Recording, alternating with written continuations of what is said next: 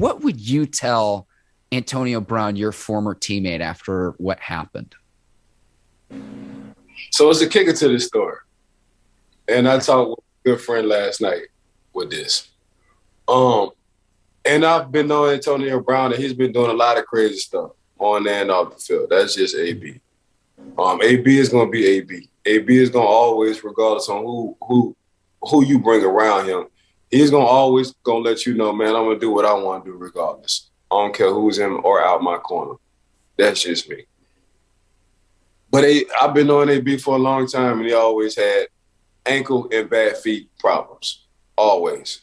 Now, from what I was told that AB not only really could have sat the last 2 games out, and he was only playing because the team needed him in this situation. Hopefully they can put themselves at that number 1 seed. He said, F it, man, I'm gonna rock with my teammates. So the fact that he knew he had 3 possible topics to get 3 different kind of incentives, 330 3 times to hit a little bit over $1 million. He did know that. So the fact that he came in that situation, and it was a close ball game, and it wasn't doing too well against the New York Jets, I understand all that. But the man said his foot was hurt. He said he couldn't go. He said run and go routes, he can run and go route, but when it comes down to playing that, sticking his foot in the ground and getting lateral left or right, it was really bothering him. And they didn't want to hear that. They said, nah, you're going to get your butt back in the game. He said, Coach, I understand my incentives, but right now this ain't about my incentives. I'd rather not keep re-injuring my foot than go back in this game, man, and do what y'all want me to do. And then I'm out for the playoffs. Let me get this rest, help my incentives. We got enough guys who can get us to where we need to go. Now you need to get your butt back in the game. So as much as I want to blame AB, the story that I got and what I heard, I can't even go that route, because when somebody say they're injured, they shouldn't be forced to go back in the game. When somebody know that they're that close to getting one of their incentives and they don't care nothing about that because, man, they really are hurt, they shouldn't go back in the game. He knew. He didn't care nothing about his incentives at that time. That's why he flipped out. He flipped out because he's hurt. Yeah, so, and let me hop in really quickly here too. Let me get those incentives just so our viewers and listeners know about this. So he needed 8 more catches to unlock a $333,333 bonus. Same amount if he had 55 yards of receiving, and then he needed 1 more touchdown. Again, 3 bonuses worth $333,333. So about $1 million. So those are the incentives that you're mentioning. Also important for our viewers and listeners to know that the Bucs are without Chris Godwin for the rest of the season with the season-ending knee injury. So, yeah, you've got Mike Evans there. Yeah, you've got Gronk and the tight ends with the Buccaneers, but the Buccaneers are not at full strength at wide receiver, considering Godwin is not going to play the rest of the season. You need AB, good, bad, and different, whether you like him or you hate him. He's an asset to this Buccaneers team, and the Buccaneers don't win a Super Bowl without his talents and without his abilities a season ago. And that's what he brought to the table with the relationship that he has with Tom Brady. So this is a Buccaneers team trying to repeat as Super Bowl champions, trying to get home field advantage in the playoffs.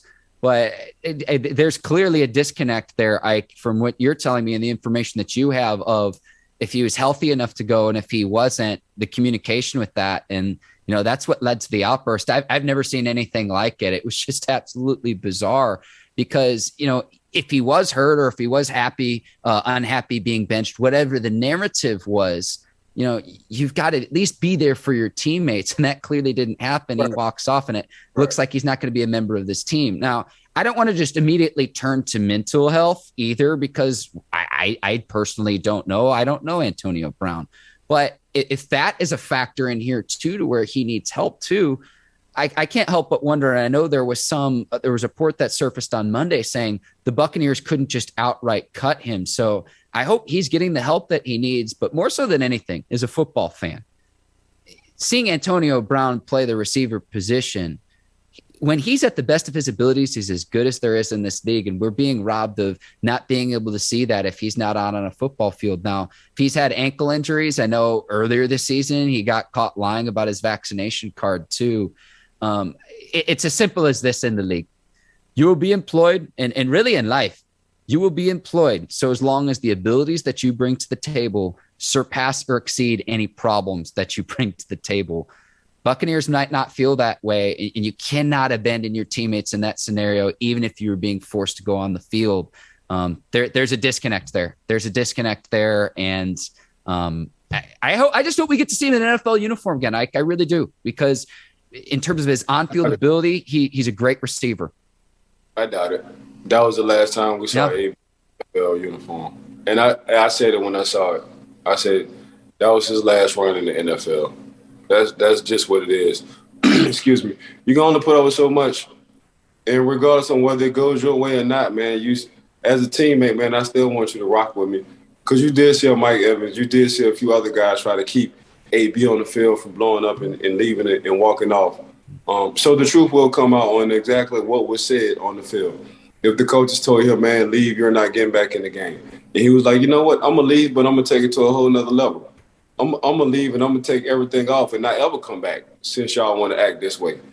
So give it a couple of days, probably by the day. Tomorrow, everybody had a full story on what's going on, my personal opinion. But at the same time, as a teammate, bro, sometimes you just got to eat it. We just talked about Baker Mayfield and him exploiting too much on what's going on inside that Cleveland Brown facility. Mm-hmm. Same way, AB.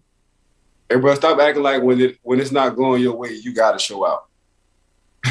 Because life ain't like that, you know, and you should know better. But obviously, man, this outburst isn't good. I think AB didn't have too many chances in the NFL, and I think people are just tired of it, because it's a lot of behind the scenes things that was probably going on that we don't even know about. He just showed us, you know, live in person. This is exactly how he acted, who he is. And the perception, I've got a timeline of all the different types of events dating back to December of 2018, when he reportedly threw a ball at a teammate while he was still a member of the Steelers, and everything that happened from, you know, the Steelers moving on from him, trading him to the Raiders, the short stint he had with the Raiders. You know, you're talking about accusations of sexual assault. You've got sexual misconduct, charged with felony burglary with battery, 2 misdemeanors, you know, getting suspended for 8 games for the NFL's personal conduct policy, you know, signing with the Buccaneers last year, the vaccination card. Like, there's so much stuff. So it goes back to, it's as simple as this. You will be employed in the NFL so long as your talent and ability surpasses any problems you bring to the table. And to me, it's that simple with Antonio Brown. I hope he can get right, but like you said, I don't know if he'll be able to. I'll leave it at that. Yeah, it's a wrap on playing in the NFL. Hopefully AB get his mind right. And I know he's real close with Uncle Prime, Deion Sanders. So Prime probably reach out to him, give him a call, and probably take it from there. And hopefully AB will listen to him. But as far as like NFL, it's a wrap. My personal opinion, it's a wrap, bro. That's too many chances in a short amount of time. You know, damn near you go to 3 teams in 2 years, and it's always a repeat something. A repeat not doing this, a repeat not doing that, a repeat not doing this, a repeat not doing that. Nah, it ain't gonna work, bro. My personal opinion, these coaches and these GMs and these owners, they tired, bro.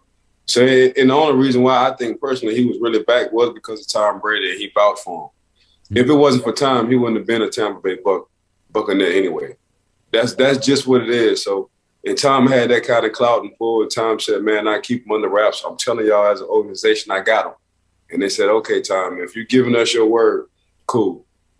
But after what happened yesterday, and, you know, Tom is the ultimate teammate, and Tom usually don't vouch for nothing but himself, you know? And that's just by the work he put on the field. And Gronk, but yes. Gronk as well, but hell, even Gronk knew how good AB was and how Tom was getting on a close relationship. You don't stay in somebody's house because they don't F with you. You stay in somebody's crib because they really do care. I'm not going to bite. any and everybody to my house. Really, I don't really invite nobody to my house. So the fact that he stayed with Tom for a stint with his family for a stint, he was trying to show the organization, I told y'all I got AB. So for AB, regardless on whether it went his way or not, for him to act out like that, it's kind of, Tom is very disappointed. And I'm sure Tom is very sad, like, damn, bro. Like, I tried. I really tried. And these people, you know, now they're looking at Tom like, man, I told you. That's how they're looking at Tom like, man, I told you. Oh, you thought he was your homeboy. So hopefully AB gets some help ASAP soon. Hopefully he acknowledges he needs some help ASAP soon. Because to see talent go in this fashion, just the way it's been going, it's crazy. Because I knew from the time he stepped onto the field, he was a Hall of Famer when I went against him. I said, man, this dude, because I'm looking at Mike Wallace, Antonio Holmes. You've seen them all, like, yep. Yeah, I'm looking at the three, because they used to call each other the Lamborghini boys, the Bugatti boys. That's what they used to call each other. So out of the Bugatti boys, you already know, 84 had the juice. He was the one. And you know, Mike Wallace would run past you whenever he wanted to. He had the V18 engine. You know, Emmanuel Sanders, he was tough as nails. He'll come down and smack a linebacker or a defensive end anytime he wanted to at 170 pounds. And you had AB. All he did was make big plays. And that started in practice, in training camp. Like, you could throw the ball to either one of those three guys who was making all the big plays. It was AB. Who was the best polished receiver? It was AB. Who had the best hands? It was AB. It was AB. I remember clearly, you know, and I just hate to see this dude go to waste, his talent go to waste, man. They called me. They was like, who's our best receiver out of three? I said, AB. Front office and the coaching staff called me. Said, who our best receiver? I said, AB our best receiver, bro. I'm telling y'all. They said, are you serious? I said, I go against the man every goddamn day. I go against all three of them every day. At some point in time during practice, he's our best receiver. Guaranteed. And this one, he was on the scout team, and he wasn't even playing. Then they put him on the special teams. So they put him on the special teams. Then after that, he started getting them quick now passes. Okay, we'll put him in a few plays out the game, and we'll get the ball to him quick on these wide receivers crazy. He started taking them things to the house. So now I'm looking at them like, I told you. I told you. So it's just sad to see what's going on with AB, man. A lot of prayers to AB, man. Hopefully he get his mind right. But yeah, that outburst ain't looking good, and I think it's a wrap.